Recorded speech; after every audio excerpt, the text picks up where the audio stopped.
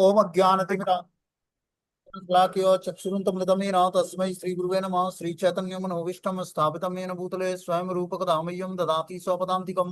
वन्देऽहं श्रीगुरु श्रीयुतपदकमलं श्रीगुरून् वैष्णवाचं श्रीरूपं साग्रजातं सगण रघुनाथान्वितं तं सजीवं साद्वैतं सावधूतं परिजनसहितं कृष्ण चैतन्य देवं श्री राधा कृष्ण पादान सगण गीता श्री विशाखानप्रदाश्च नारायणं नमस्कृत्यं नरं चैव नरोत्तमं देवीं सरस्वतीं व्यासं ततो जयमुदीरयेत्।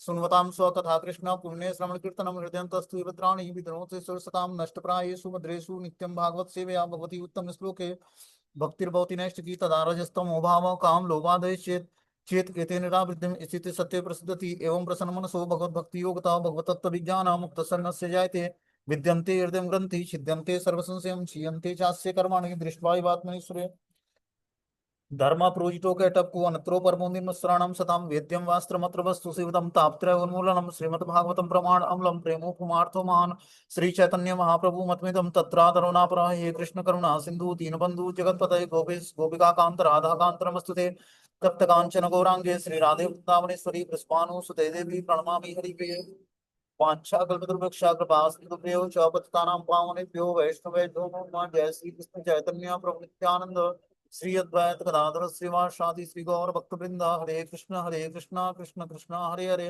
हरे राम राम राम हरे हरे। इसमें आज हम लोग को श्रीमद् भागवतम का अध्याय संख्या 6, स्कंद संख्या 1, अध्याय संख्या 6 और श्लोक संख्या 1 नंबर पढ़ना है।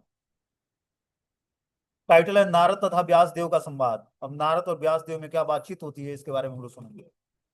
श्री सुत उवाच एवं निशम्य भगवान देवर्षि जन्म कर्म च भूयं प्रवक्ष्य तम ब्रह्मण्य व्यासम सत्यवती सुतम। सूत गोस्वामी ने कहा कि हे ब्राह्मणों, इस तरह से श्री नारद जी के जन्म तथा कार्यकलापों के विषय में सब कुछ सुन लेने के बाद ईश्वर के अवतार तथा सत्यवती के पुत्र श्री व्यास देव ने इस प्रकार पूछा। तो कल के क्लास में हमने बताया कि नारद मुनि अपने पूर्व जीवन का वृतांत बताते हैं व्यास देव को कि मैं इस जीवन में नारद मुनि कैसे बना।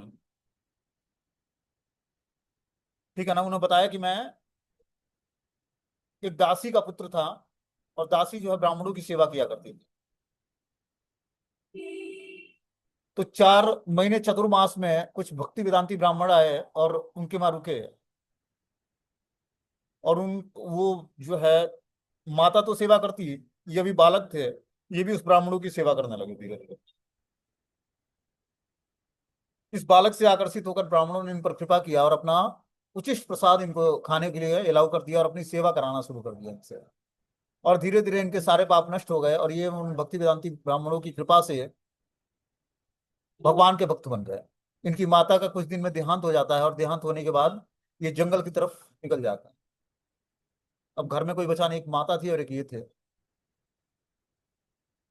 फिर वो शरीर त्यागने के बाद फिर ये अगले जीवन में नारद मुनि बनते हैं।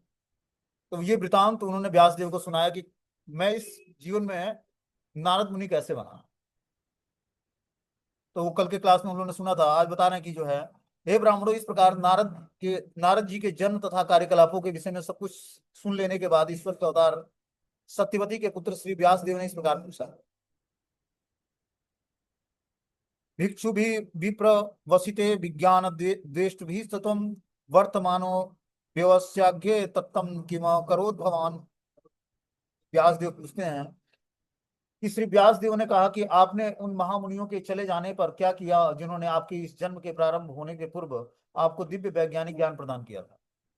तो नारद मुनि से पूछते हैं व्यास देव कि जब वो भक्ति वेदांती ब्राह्मण आपके वहां से चले गए चतुर्मास करके, तब आपने क्या किया और आपके इस जन्म के प्रारंभ होने से पूर्व आपको दिव्य वैज्ञानिक ज्ञान प्रदान किया गया था। तो आखिर क्या कारण है कि क्या हुआ जब वो महामुनि आपके वहां से चले गए। व्यास देव स्वयं नारद जी के शिष्य हैं, अतएव गुरु से दीक्षा होने के बाद नारद ने जो कुछ किया उसे सुनने की उत्कट स्वाभाविक थी। वे नारद की ही तरह भांति सिद्धावस्था प्राप्त करने के लिए उनके चरण चिन्हों का अनुसरण करना चाह रहे थे। आध्यात्मिक गुरु से पूछने की आकांक्षा प्रगति पथ पर बढ़ने के लिए आवश्यक है। इस विधि का शास्त्रीय नाम सद्धर्म परीक्षा कहलाता है। तो इस तरह से व्यास देव ने नारद मुनि से पूछा कि आखिर जब महामुनि वो चले गए भक्ति वेदांती ब्राह्मण, तो आपने क्या किया और इस जन्म के प्रारंभ होने से पूर्व आपको दिव्य वैज्ञानिक ज्ञान किसने प्रदान किया था। होते हैं ब्रह्मा के पुत्र, आपने दीक्षा लेने के बाद किस प्रकार जीवन बिताया और यथासंभव अपने पुराने शरीर को त्याग कर आपने यह नारद मुनि का शरीर कैसे प्राप्त किया? मतलब आपने पूर्व जन्म में आप एक दासी पुत्र थे और इस जीवन में आप नारद मुनि कैसे बने? बता पूर्व जन्म में नारद मुनि एक सामान्य दासी पुत्र थे, अतः वे शाश्वत जीवन, आनंद और ज्ञान से परिपूर्ण इस स्वरूप को किस प्रकार प्राप्त कर सके, यह जानना महत्वपूर्ण है। शिला व्यास देव ने इच्छा की कि नारद जी ये सारे तथ्य सबों की तुष्टि के लिए प्रकट करें। प्राकल्प विषयामेतां स्मृति ते मुनि सत्तमः, न हेषां व्यवधा उत्कालम येषम सर्व निराकृतम। हे महामुनि, समय आने पर काल हर वस्तु का संहार कर देता है, अतएव यह कैसे संभव हुआ कि यह विषय जो ब्रह्मा के इस दिन के पूर्व घटित हो चुका है, अब भी आपकी स्मृति में काल द्वारा अप्रभावित जैसा का तैसा बना है? कि क्या कारण है आप अपने पूर्व जीवन का इतिहास सब कुछ हमें बता रहे हैं? कैसे आपको याद है ये सारी चीजें कि आप पूर्व जन्म में दासी पुत्र थे और कैसे भक्ति वेदांती ब्राह्मण आपके वहां आते हैं और वो आपसे सेवा लेते हैं और आप फिर आपको आशीर्वाद देते हैं और फिर आप इस जीवन में नारद मुनि बनते हैं? तो कैसे आपके पूर्व जीवन का अपना इतिहास आपको याद है? इसके बारे में जिज्ञासा करते हैं। तात्पर्य में लिखते हैं कि जिस प्रकार भौतिक शरीर के विनाश के बाद आत्मा नष्ट नहीं होती, उसी तरह आध्यात्मिक चेतना भी नष्ट नहीं होती है। श्री नारद के पूर्व कल्प में जब उन्होंने यह शरीर प्राप्त किया था, तभी यह आध्यात्मिक चेतना विकसित कर ली थी। भौतिक शरीर की चेतना का अर्थ है भौतिक शरीर के माध्यम से अभिव्यक्त की गई आध्यात्मिक चेतना। यह चेतना निकृष्ट, विनाशशील और विकृत होती है, लेकिन आध्यात्मिक स्तर पर अति मानस की पराचेतना आत्मा के समान ही श्रेष्ठ होती है, कभी विनष्ट नहीं होती है। तो जब व्यक्ति भौतिक चेतना समय के साथ विनष्ट हो जाती है, ठीक है ना, शरीर त्यागने के बाद भौतिक चेतना लुप्त हो जाएगी और शरीर भी हमारा लुप्त हो जाएगा। पंच तत्वों में, पंचभूतों में शरीर मिल जाएगा जलाने के बाद। लेकिन जो आध्यात्मिक चेतना होती है, वो आध्यात्मिक चेतना इस शरीर को त्यागने के बाद भी अगले शरीर में प्रवेश करती है, तो जागृत अवस्था में रहती है। तो इस कारण से बता रहे हैं कि लेकिन आध्यात्मिक स्तर पर अति मानस की परा चेतना आत्मा के समान ही श्रेष्ठ होती है और कभी विनष्ट नहीं होती है। नारद उवाच, भिक्षु भी विप्र वसिते ज्ञानाद्वेष्ट भीमृवम वर्तमानो व्योसाघ्य ततम एतद कारशम। श्री नारद ने कहा, जिस महर्षियों ने मुझे अध्यात्म का व्यवहारिक ज्ञान प्रदान किया था, वे अन्य स्थानों को चले गए और मुझे इस प्रकार से अपना जीवन बिताना पड़ा। कि जिन्होंने हमें अध्यात्म का ज्ञान दिया था, वे तो अन्य स्थानों पर चले गए, लेकिन मुझे अपना जीवन उसी तरह बिताना पड़ा। बता रहे पूर्व जन्म में जब नारद मुनि को महर्षियों ने कृपा पूर्वक आध्यात्मिक ज्ञान प्रदान किया था, तो उनके जीवन में प्रत्यक्ष परिवर्तन आया था। यद्यपि वे तब 5 वर्ष के बालक थे, प्रमाणिक गुरु से दीक्षा प्राप्त करने के बाद दिखाई देने वाला एक महत्वपूर्ण लक्षण था। भक्तों की वास्तविक संगति से जीवन में आध्यात्मिक अनुभूति के लिए तेजी से परिवर्तन आता है। नारद मुनि के पूर्व जीवन में यह कैसे घटा, इसका एक एक करके इस अध्याय में वर्णन किया था। तो जब हम आध्यात्मिक गुरु स्वीकार करते हैं और उनसे आशीर्वाद प्राप्त करते हैं, उनसे दीक्षा प्राप्त करते हैं, तो हमारे जीवन में बहुत सारे महत्वपूर्ण लक्षण विकसित होते हैं। मतलब आध्यात्मिक लक्षणों का समावेश होता है, क्योंकि आध्यात्मिक गुरु भगवान का रिप्रेजेंटेटिव होता है, भगवान का प्रतिनिधि होता है। और रूप गोस्वामी ने पहला ही स्टेप बताया कि गुरु पादाश्रय ग्रहण करना। जब जीवात्मा गुरु पादाश्रय ग्रहण करता है और आध्यात्मिक जीवन में प्रोग्रेस करने का प्रयास करता है, गुरु मुख पद्म वाक्य चित्त ते करिय आर ना करिय मनासा, गुरु मुख से निकले हुए वाक्य को एज इज समझने का प्रयास करता है, सीखने का प्रयास करता है, तब उसके जीवन में आध्यात्मिक जीवन उसका शुरू होता है। बता रहे हैं, एक आत्मजा में जन्मी जो सिमूढ़ा न किंकरी मध्यात्म ते अन्य गतो चक्रे स्नेहानुबंधनम। मैं अपनी माता का इकलौता पुत्र था। वह न केवल भोली भाली स्त्री थी, अपितु दासी भी थी। चूंकि मैं उसकी एकमात्र संतान था, अतः उसकी रक्षा का कोई अन्य साधन न था। अतः उसने मुझे अपने स्नेह पास में बांध रखा था। तो नारद मुनि अपने पूर्व जीवन में बता रहे हैं कि मैं अपनी माता का इकलौता पुत्र था, और इकलौता पुत्र होने के कारण वो हमें बहुत ही स्नेह करती थी। और मैं, मेरी माता जो है भोली भाली स्त्री थी, अपितु वो दासी थी ब्राह्मणों की। चूंकि मैं इकलौता संतान था, अतः उसकी रक्षा का कोई अन्य साधन न था, अतः उसने मुझे अपने स्नेह पास में बांध रखा था। वह मेरा लालन पालन अच्छी तरह से करना चाहती थी, लेकिन पराश्रित होने के कारण वह मेरे लिए कुछ भी नहीं कर पा रही थी। यह संसार परमेश्वर के पूर्ण नियंत्रण में है, अतः प्रत्येक व्यक्ति कठपुतली नचाने वाले के हाथ में काठ की गुड़िया के समान है। जब मैं केवल 5 वर्ष का बालक था, तो एक ब्राह्मण की पाठशाला में रहता था। मैं अपनी माता के स्नेह पर आश्रित था और मुझे विभिन्न क्षेत्रों का कोई अनुभव नहीं था। बता रहे मैं अभी 5 साल का बालक था और एक ब्राह्मण की पाठशाला में रहा करता था, और माता के पास और कोई रास्ता नहीं था। वो मुझे अपने स्नेह पास में बांध रखती।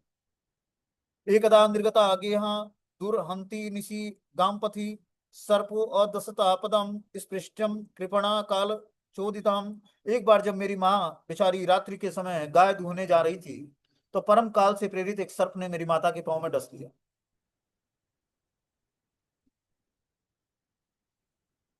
इस प्रकार नारद मुनि की माता को जो है, जब वो गाय से दूध निकालने जा रही थी, तो सर्प ने माता के पांव में डस लिया। मैंने उसे भगवान की विशेष कृपा माना, क्योंकि वे अपने भक्तों का भला चाहते हैं, और इस प्रकार सोचता हुआ मैं उत्तर की ओर चल पड़ा। जब माता का देहांत हो गया, बता रहे हैं कि मैं अब उस ये भगवान की विशेष कृपा जानकर और मैं उत्तर दिशा की ओर जंगल की तरफ चल पड़ा। भगवान से विश्वस्त भक्त पग पग पर भगवान का वरदान आदेश समझता है, लेकिन लौकिक दृष्टि से विषम या कठिन क्षण समझा जाता है। उसे भगवान की विशेष कृपा के रूप में स्वीकार किया जाता है। लौकिक समृद्धि एक प्रकार का भौतिक ज्वर है, किंतु भगवान के अनुग्रह से इस ज्वर का तापमान धीरे धीरे गिरता जाता है और पथ पथ पर आध्यात्मिक स्वास्थ्य लाभ होता है।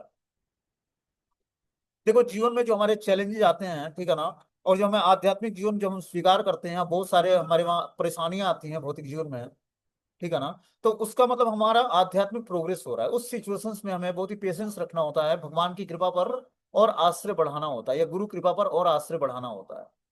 जब हम ऐसा करेंगे कि गुरु पर और भगवान पर और आश्रित होंगे विपरीत परिस्थिति में, तो वो अनफेवरेबल कंडीशन ही हमारे लिए फेवरेबल बन जाएगा भक्ति का। लेकिन इसके लिए क्या करना पड़ेगा? आश्रय लेना पड़ेगा। शुरुआत में जब हमारे जीवन में परेशानियां आए आध्यात्मिक जीवन में, तो हमें कुछ ऐसे गुरु की खोज करनी चाहिए जो हमें सपोर्ट दे सके। क्योंकि जैसे ही आप भक्ति को स्वीकार करते हो, 16 माला जप करने लगते हो, 4 नियमों का पालन करने लगते हो, शास्त्रों को पढ़ने लगते समझने लगते हो, तो धीरे धीरे भौतिकतावादी समाज से आपका जो है संसर्ग कम हो जाता है, और आध्यात्मिक जीवन में प्रोग्रेस करने का एक मौका मिलता है। तो आध्यात्मिक और भौतिक जीवन के बीच में ना बैलेंस बनाना बड़ा मुश्किल हो जाता है। एक ही बार अचानक जो है, देखो, ये मनुष्य जीवन जो है गुणों के प्रभाव से हमें मिला है। इसमें 3 गुण विशेष रूप से कार्य करते हैं: तमोगुण, सतोगुण और रजोगुण। रजोगुण, सतोगुण, तमोगुण, ठीक है ना। जब व्यक्ति तामसिक गुणों को धारण करता है, तो उसके अंदर आलस्य, भय, प्रमाद के लक्षण उत्पन्न होते हैं। राजसी गुणों को धारण करता है तो भौतिक चीजों को इकट्ठा करने की लालसा जागृत होती है। और जब सात्विक गुण धारण करता है, तो उसके अंदर बहुत भक्ति करने की इच्छा जागृत होती है। तो क्या है कि जैसे ही हम राजसी और तामसिक गुणों को छोड़ते हैं, तो वो गुण हमें उद्वेलित करता है,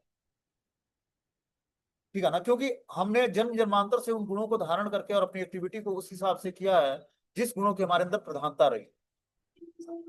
और अचानक जब हम सात्विक गुणों को धारण करते हैं, सुबह उठकर मंगला आरती करनी है, भगवान का नाम जप करना है, तुलसी आरती करनी है, चाहे जो भी एक्टिविटी हम स्पिरिचुअल करते हैं, उससे धीरे धीरे सात्विक गुण हमारे अंदर डेवलप होता है। अपने जीवन में, आध्यात्मिक जीवन में सारा खेल गुणों का प्रभाव है। जैसे ही हम सात्विक गुणों को धारण करेंगे, वैसे ही राजसी और तामसिक गुणों से छूट जाएंगे, और धीरे धीरे आध्यात्मिक रास्ते पर हम प्रोग्रेस करने लगते हैं। और जैसे जैसे हमारी चेतना सात्विक होती जाएगी, वैसे वैसे हम अध्यात्म के रास्ते पर आगे बढ़ते जाएंगे। तो इस प्रकार बता रहे हैं कि ये भगवान की विशेष कृपा हमने माना कि हमारी माता का जब देहांत हो गया, तो मैं विशेष कृपा मानकर और उत्तर दिशा की तरफ निकल पड़ा। प्रस्थान करने के बाद मैं अनेक समृद्ध जनपदों, नगरों, गांवों, पशु क्षेत्रों, खानों, खेतों, घाटियों, पुष्प वाटिकाओं, पौधशालों और प्राकृतिक जंगलों से होकर गुजरा। इस तरह से नारद मुनि जो है, माता के देहांत के बाद जब वो घर से निकल जाते हैं, तो अनेक क्षेत्रों में, वो नगरों में, गांवों में, पशु क्षेत्रों में, खानों में, खेतों में, पुष्प वाटिकाओं में, पौधशालों में, प्राकृतिक जंगलों में होकर गुजरना शुरू करते हैं। मैंने सोने, चांदी और तांबे जैसे विभिन्न खनिजों के आगारों से परिपूर्ण पर्वतों और सुंदर कमलों से पूर्ण जलाशयों से युक्त भूभागों को पार करता हुआ स्वर्ग के वासियों के उपयुक्त थे, और मदांध भौरों तथा चहचहाते पक्षियों से सुशोभित थे, ऐसे जंगलों और जलाशयों से होकर मैं गुजरता गया।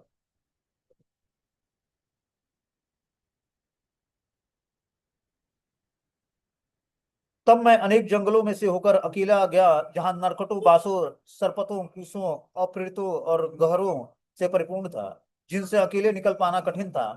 मैंने अत्यंत सघन अंधकारमय तथा अत्यधिक भयावह जंगल देखे, जो सर्पों, उल्लुओं, और सियारों की क्रणास्थली बनी हुई थी।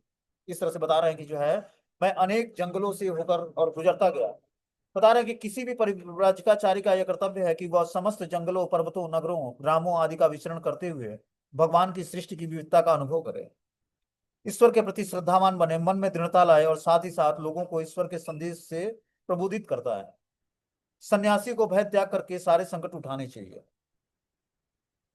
तो देखो, जब हम विचरण करते हैं, जब हम घर परिवार से थोड़ा बाहर निकल कर और संसार में विचरण करते हैं, तब भगवान का प्रेजेंस अनुभव होता है। हर चीज, जब हम सृष्टि को देखते हैं कि सृष्टि में बहुत सारी विविधताएं हैं, बहुत सारे लोग हैं, और भगवान के इस सृष्टि में अलग अलग चीजों, अलग अलग तरीके से, जैसे पर्वत हैं, सोने के खान हैं, कोयले के खान हैं, चांदियों के खाने हैं, और बहुत सारे पहाड़, पर्वत और चोटियां, नदियां, समुद्र देखते हुए जब हम जाते हैं, तब भगवान की प्रकृति का अनुभव होता है। ये सारी जो सृष्टि बनाई गई है, ये जब व्यक्ति अनुभव कर लेता है, जब वो परिव्राजकाचार्य मतलब जब वो विचरण करता है धरती पर, तब उसको ये सारी चीजें, विविधताएं दिखती हैं और ईश्वर का प्रेजेंस दिखता है कि कैसे भगवान इस पूरे सृष्टि को क्रिएट करके और संभाले हुए हैं अपने शक्तियों से। तो इस तरह से नारद मुनि को ये अनुभव हुआ कि कितने सारे जंगलों से होकर वो यात्रा करते गए, और बहुत सारे उन्होंने पशुओं को देखा, जैसे शेरों, भालुओं, सर्पों, हिरणों, हाथियों और जंगल के अन्य पशुओं को भी। बता रहे हैं, जो व्यक्ति गृहस्थ जीवन छोड़कर संन्यास व्रत ग्रहण करता है, उसे नारद या चैतन्य महाप्रभु जैसे परिव्राजकाचार्यों का अनुकरण न करके किसी पवित्र स्थान में बैठकर अपना सारा समय वृंदावन के खट गोस्वामी जैसे आचार्यों द्वारा संकलित पवित्र शास्त्रों के श्रवण और कीर्तन में व्यतीत करना चाहिए।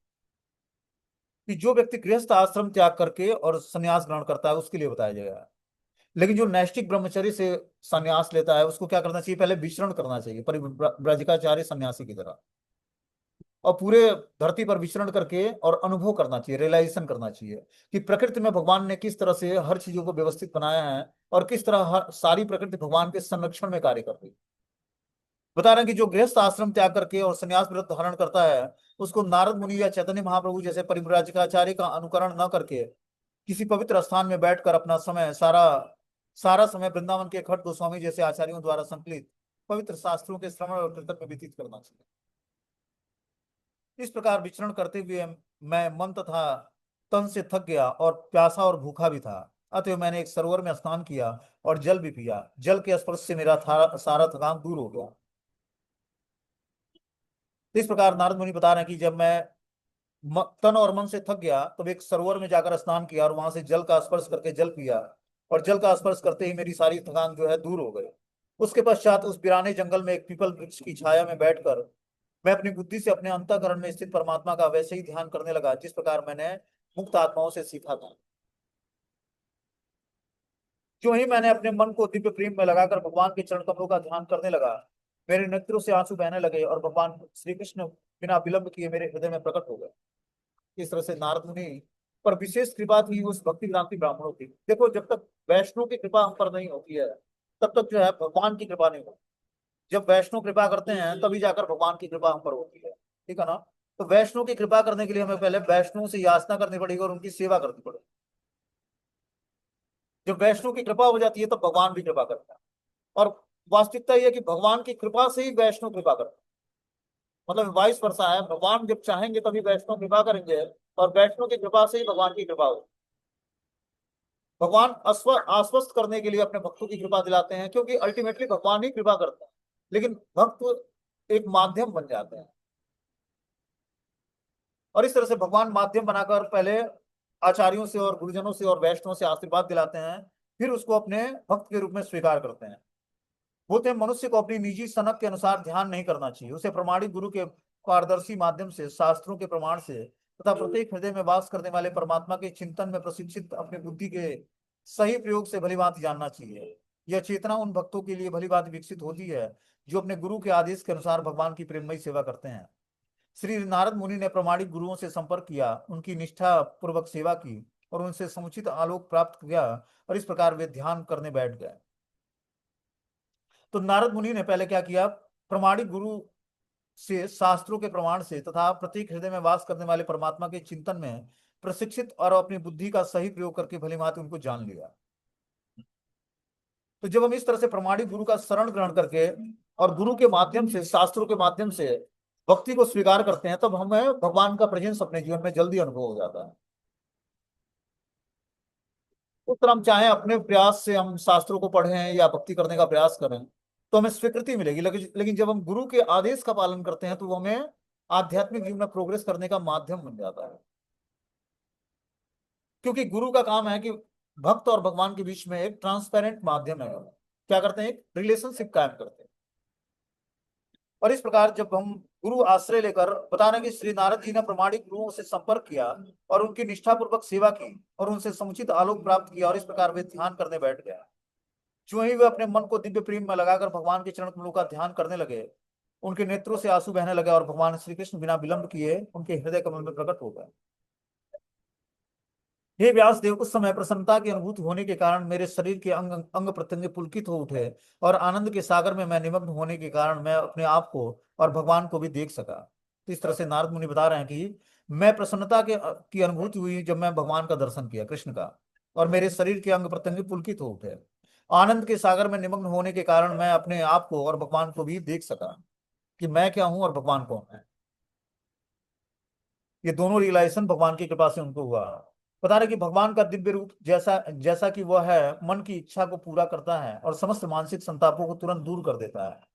अतः उस रूप के खो जाने पर मैं व्याकुल होकर उठ खड़ा हुआ, और जैसे ही प्राय अपने अभिष्ट के खो जाने पर होता है।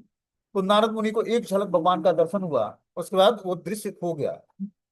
उस सुंदर दृश्य को देखकर इस संताप में, मानसिक संताप को में मतलब प्रताड़ित, क्या बोलते हैं कि समस्त मानसिक संतापों को तुरंत दूर कर दिया वो भगवान की एक झलक, और उस रूप को मैं खोजने के लिए व्याकुल होगा। जिस रूप की झलक हमने देखा, उस रूप को फिर से प्राप्त करने के लिए, देखने के लिए मेरा हृदय व्याकुल हो जाता है, और मैं अपने अभिष्ट को खो जाने के कारण मैं व्याकुल होकर तड़पने लगा। उधर नारद मुनि ने अनुभव किया कि भगवान रूप विहीन नहीं है, लेकिन उनका रूप हमारे भौतिक अनुभव के सभी रूपों से सर्वथा भिन्न है। हम जीवन भर इस भौतिक जगत में विभिन्न रूप देखते रहते हैं, लेकिन उनमें से किसी एक में भी न तो मन की तुष्टि होती है, न उनसे एक भी हमारे मन की अशांति को दूर कर सकता है। भगवान के दिव्य रूप की यही विशेषता है कि जिसने उस रूप को एक बार भी देख लिया है, वह अन्य किसी वस्तु की तुष्टि नहीं चाहता।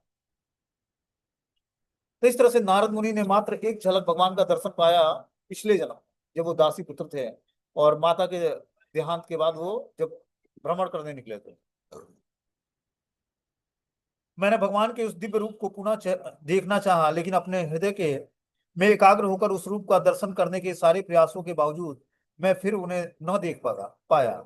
इस प्रकार असंतुष्ट होने पर मैं अत्यधिक संतप्त हो गया।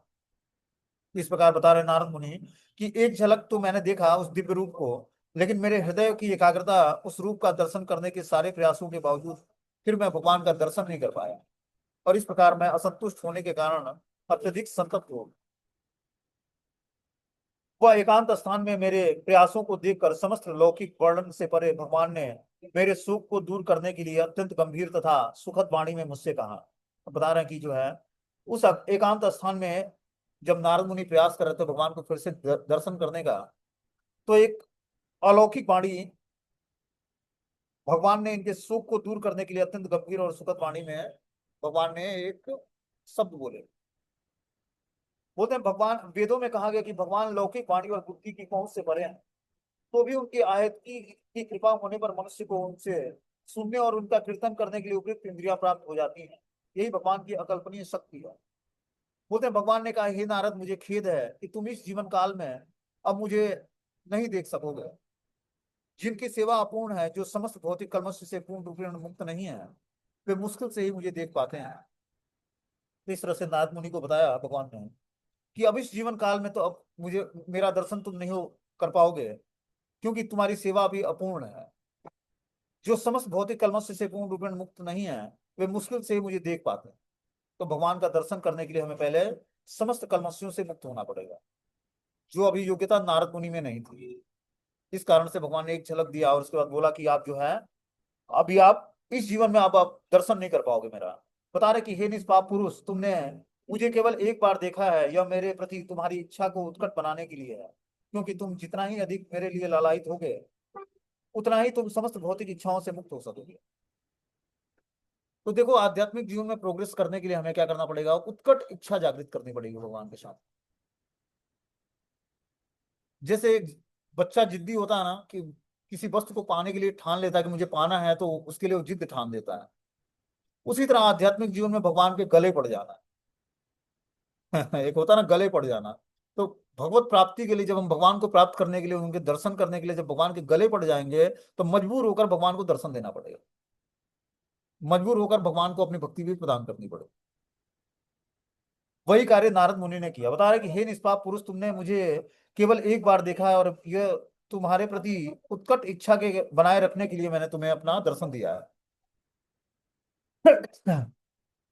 क्योंकि तुम जितना ही अधिक मेरे लिए लालायित होगे, उतना ही तुम समस्त भौतिक इच्छाओं से मुक्त हो सकोगे।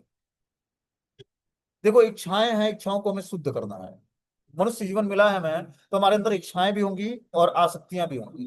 ठीक है ना? तो आसक्तियों और इच्छाओं को जितना ही हम जल्दी शुद्ध कर लेंगे, शुद्ध करने का मतलब कि भगवान से अपनी इच्छाओं को जोड़ लेना, अपनी आसक्तियों को भगवान से जोड़ लेना, तो उसका आसक्तियों और इच्छाओं का शुद्ध रूप है वो। और विकृत रूप क्या है? हम भौतिक वस्तुओं के प्रति आकर्षित हो जाते हैं, या भौतिक व्यक्ति से आकर्षित हो जाते हैं। ये हमारा उस आध्यात्मिक आसक्ति या आध्यात्मिक इच्छाओं का विकृत रूप है। तो इस प्रकार बता रहे हैं कि हे निष्पाप पुरुष, तुमने बस केवल एक बार देखा है, यह तुम्हारी उत्कट इच्छा के कारण ऐसा हुआ है। कुछ काल तक ही सही, परम सत्य की सेवा करने से भक्त मुझ में दृढ़ एवं अटल बुद्धि प्राप्त कर लेता है। फलस्वरूप इस सोचनीय भौतिक जगत को त्यागने के बाद वह दिव्य जगत में मेरा पार्षद बन जाता है। भगवान ने भला बताया कि कुछ ही काल तक सही, परम सत्य की सेवा करने से भक्त मुझ में दृढ़ एवं अटल बुद्धि प्राप्त कर लेता है। इस जीवन में अगर जो कुछ टाइम ही अगर जो कोई व्यक्ति भगवान की सेवा कर लेता है, तो भगवान के प्रति उसकी अटल दृढ़ श्रद्धा जागृत हो जाती है। और फलस्वरूप वह इस सोचनीय भौतिक जगत को त्यागने के बाद दिव्य जगत में भगवान का नित्य पार्षद बन जाता है। बोलते हैं परम सत्य की सेवा करने का अर्थ है प्रमाणिक आध्यात्मिक गुरु के मार्गदर्शन में परम भगवान की सेवा करना, जो भगवान तथा नवदीक्षित भक्त के बीच में एक पारदर्शी मध्यस्थ का काम करते हैं। नवदीक्षित भक्त में अपनी वर्तमान अपूर्ण भौतिक इंद्रियों के बल पर भगवान के परम व्यक्तित्व तक पहुंचने की शक्ति नहीं होती है। अतएव आध्यात्मिक गुरु के निर्देश में उसे भगवान की दिव्य सेवा का प्रशिक्षण दिया जाता है। तो शुरुआत में जब हमारी इंद्रियां अपूर्ण है, मतलब इंद्रियां भी शुद्ध नहीं है, तो हमें किसी शुद्ध भक्त का को गुरु के रूप में स्वीकार करके और उनसे भगवान की भक्ति को सीखना पड़ेगा। बता रहे हैं कि भौतिक इंद्रियों के बल पर भगवान के परम व्यक्तित्व तक पहुंचने की शक्ति नव दीक्षित भक्त में नहीं होती है। अतएव आध्यात्मिक गुरु के निर्देश में उसे भगवान की दिव्य सेवा का प्रशिक्षण दिया जाता है। मेरी भक्ति में लगी हुई बुद्धि कभी भी विच्छिन्न विच्छिन्न नहीं होती, यहाँ तक कि सृष्टि काल के साथ ही साथ संहार के समय भी मेरे अनुग्रह से तुम्हारी स्मृति बनी रहेगी। इस तरह से नारद मुनि को भगवान ने आशीर्वाद दिया कि मेरी भक्ति में लगी हुई तुम्हारी बुद्धि कभी विच्छिन्न नहीं होगी, मतलब उसमें कुछ अंतर नहीं आएगा। और यहाँ तक कि सृष्टि काल के साथ ही साथ संहार के समय भी मेरे अनुग्रह से तुम्हारी स्मृति ज्यों की त्यों बनी रहेगी। तब शब्द से व्यक्त और नेत्रों से अदृश्य उस नितांत आश्चर्यमय परम पुरुष के ने बोलना बंद कर दिया, और मेरी कृतज्ञता का अनुभव करते हुए शीश झुकाकर मैंने उन्हें प्रणाम किया।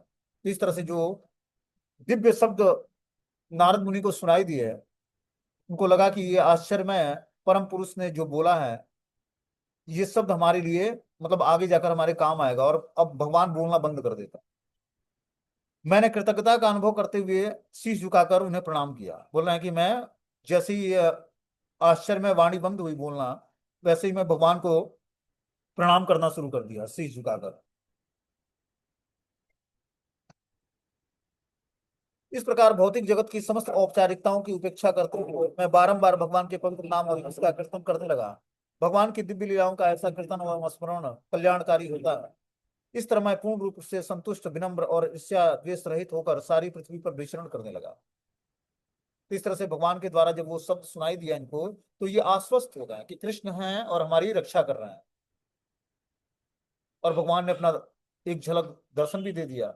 तो नारद मुनि पूर्ण रूपेण पिछले जीवन में आश्वस्त हो गए। अभी नारद मुनि के शरीर में नहीं थे, अभी वो दासी पुत्र ही थे। उस समय की घटना है ये। बोलते नारद मुनि ने अपने व्यक्तिगत उदाहरण द्वारा भगवान के निष्ठावान भक्त के जीवन का संक्षेप में वर्णन किया है। ऐसा भक्त भगवान के या भगवान के किसी प्रमाणिक प्रतिनिधि से शिक्षा ग्रहण करने के बाद भगवान की महिमा का गंभीरता पूर्वक कीर्तन करता है, और इस सारे संसार में विचरण करता है, जिससे अन्य लोग भी भगवान की महिमा का श्रवण कर सके। ऐसे भक्तों को भौतिक लाभ की कोई इच्छा नहीं होती है। उनकी एकमात्र इच्छा होती है कि भगवान के धाम वापस चले जाएं। यथा समय भौतिक शरीर को त्यागने पर उन्हें यह अवसर प्राप्त होता है। क्योंकि भगवत धाम जाने को वापस जाना उनके जीवन का चरम लक्ष्य रहता है, अतः वे न तो किसी से ईर्ष्या करते हैं, न ही भगवत धाम जाने के लिए सुयोग्य होने का उन्हें अभिमान होता है। उनका एकमात्र व्यवसाय भगवान के पवित्र नाम, यश और लीलाओं का कीर्तन और स्मरण करना, और अपनी व्यक्तिगत क्षमता के अनुसार भौतिक लाभ की इच्छा से रहित होकर दूसरों के कल्याण हेतु संदेश का प्रचार करना होता है। तो जब व्यक्ति किसी प्रमाणिक प्रतिनिधि से दीक्षा ग्रहण करके और भगवान की भक्ति में और उनकी महिमा के गायन में गंभीरता पूर्वक जुड़ता है और इस प्रकार सारे संसार में विचरण करके भगवान की महिमा का श्रवण और कीर्तन करता है और प्रचार करता है, तो धीरे धीरे वो भगवान का प्रेमी भक्त बन जाता है। और उसके हृदय में जो है उत्कट इच्छा होती है कि मैं भगवान के धाम जाऊंगा और भगवान की दिव्य सेवा में अपने को इंगेज करूंगा। ये तभी हृदय में इच्छा जागृत होगी जब व्यक्ति गंभीरता पूर्वक नाम संकीर्तन से जुड़ेगा, तब ये इच्छा उसके अंदर जागृत होगी। बता रहे कि एकमात्र व्यवसाय भगवान के पवित्र नाम, यश और लीलाओं का कीर्तन और स्मरण करना होता है। व्यक्तिगत क्षमता के अनुसार भौतिक लाभ की इच्छा से रहित होकर दूसरों के कल्याण हेतु इस संदेश का प्रचार करना होता है। बता रहे हैं ब्राह्मण व्यास देव, इस तरह मैंने कृष्ण के चिंतन में पूर्णतया निमग्न रहते हुए तथा किसी भी प्रकार की आसक्ति न रखते हुए समस्त भौतिक कलमश से पूर्ण रूपेण मुक्त हो जाने पर यथा समय मृत्यु पाई, जिस प्रकार बिजली गिरना तथा प्रकाश कूदना एक साथ होता है।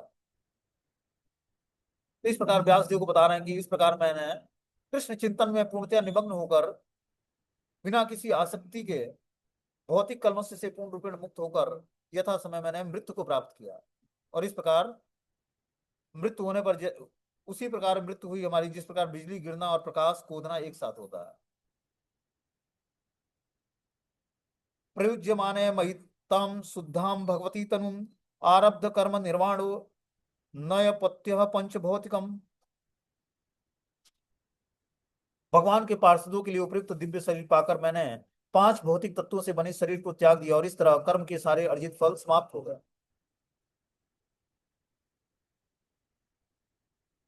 उधर दिव्य शरीर भौतिक आसक्तियों से मुक्त और 3 प्रधान दिव्य गुणों से युक्त होता है। यह है शाश्वत भौतिक गुणों से मुक्ति और सकाम कर्मों के फलों से मुक्ति। भौतिक शरीर इन तीनों गुणों के अभाव में निरंतर पीड़ित रहता है, किंतु ज्यों ही कोई भक्त भगवान की सेवा में तत्पर होता है, त्यों ही उसका शरीर दिव्य गुणों से अभिभूत हो जाता है। तो देखो, जब तक हम भौतिक आसक्तियों से मुक्त नहीं है तब तक इस 3 गुणों की प्रधानता होती है हमारे शरीर में और पंचभूतों से बना ये शरीर होता है।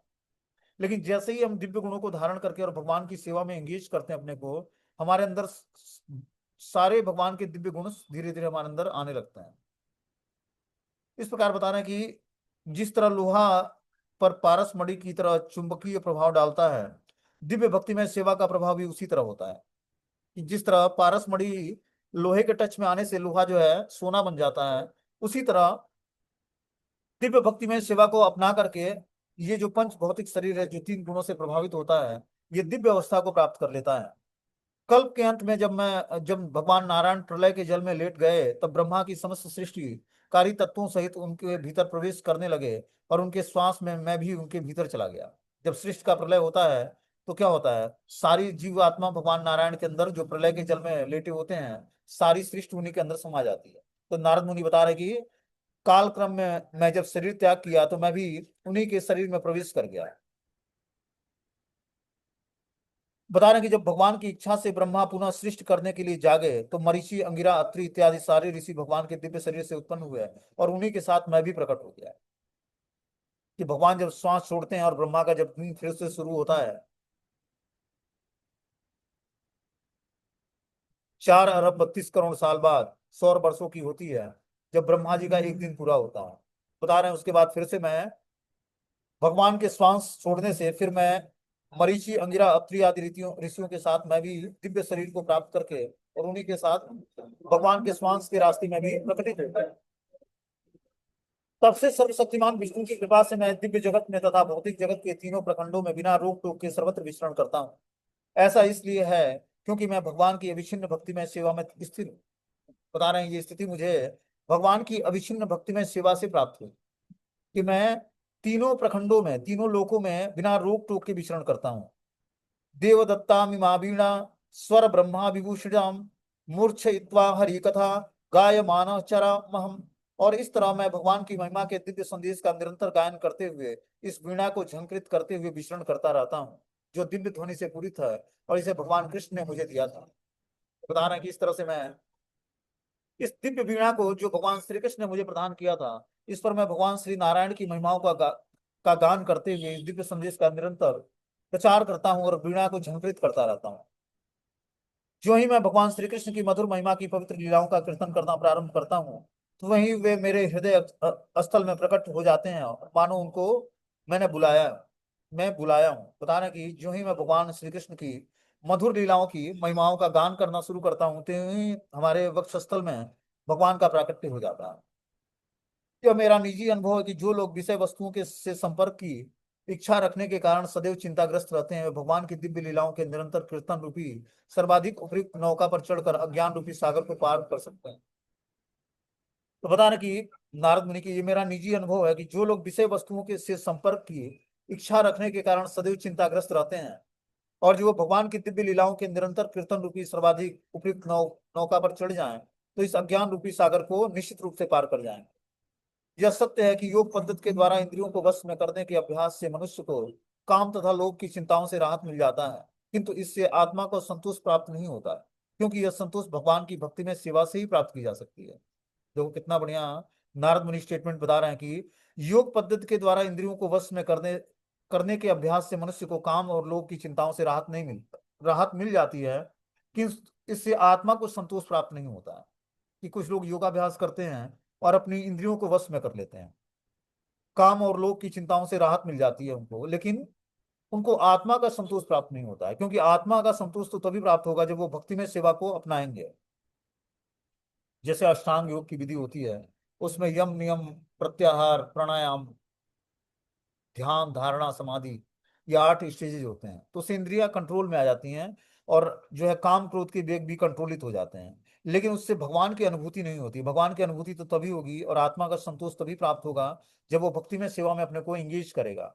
बोलते हैं, हे व्यासदेव, तुम समस्त पापों से मुक्त हो। इस तरह जैसा तुमने पूछा उसी के अनुसार मैंने अपने जन्म और आत्म साक्षात्कार के लिए किए गए कर्मों की व्याख्या की है। यह तुम्हारे आत्म संतोष के लिए लाभप्रद होगा। तो इस तरह से नारद मुनि ने अपने पूर्व जीवन का वृतांत जो है व्यास देव को बहुत ही विस्तार से सुनाया कि किस प्रकार हमें भगवान की कृपा प्राप्त हुई और मैं किस तरह सृष्टि के प्रलय के बाद जब सृष्टि का फिर से क्रिएशन शुरू हुआ, तो मैं भगवान के स्वांश से प्रकटित हुआ और सारे ऋषि महात्माओं के साथ मेरा भी इस धराधाम पर प्राकट्य हुआ, और मैं तीनों लोकों में किस तरह विचरण करके भगवान की महिमा का प्रचार करता हूँ। इस प्रकार आगे बता रहे हैं, सूत उवाच एवं संभाष्य भगवान नारदो वासवीस्तम आमंत्रम वीणारणयनम ययो यदृक्षयो मुनि। सूत गोस्वामी ने कहा, इस प्रकार व्यास देव को संबोधित करके नारद मुनि ने उनसे विदा ली और अपनी वीणा को झंकृत करते हुए अपनी उन्मुख इच्छा के अनुसार विचरण करने के लिए चले गए। इस तरह से नारद मुनि ने व्यास देव को अपनी जन्म कर्म की दिव्य लीलाओं को बता करके अब वो वीणा झंकृत करते हुए वहां से चलने चले जाते हैं। देवर्षि नारद धन्य हैं, क्योंकि वे भगवान की लीलाओं का यशोगान करते हैं। ऐसा करके वे स्वयं तो आनंद लूटते ही हैं और ब्रह्मांड के समस्त संतप्त जीवों को भी अभिप्रेरणा प्रदान करते हैं। इस तरह से नारद मुनि भगवान की शुद्ध भक्ति के आचार्य हैं और अपने बता रहे हैं कि भगवान की लीलाओं का यशोगान करते हुए स्वयं तो आनंद लूटते ही हैं और पूरे ब्रह्मांड को संतप्त जीवों को अभिप्रेरणा प्रदान करते हैं। इस तरह से नारद मुनि का प्राकट्य हुआ और किस तरह से वो नारद मुनि बने एक दासी पुत्र से, इसकी स्टोरी हम लोगों ने इस क्लास के माध्यम से सुनी। ठीक है ना। अब अगला अध्याय 7वां अध्याय है द्रोण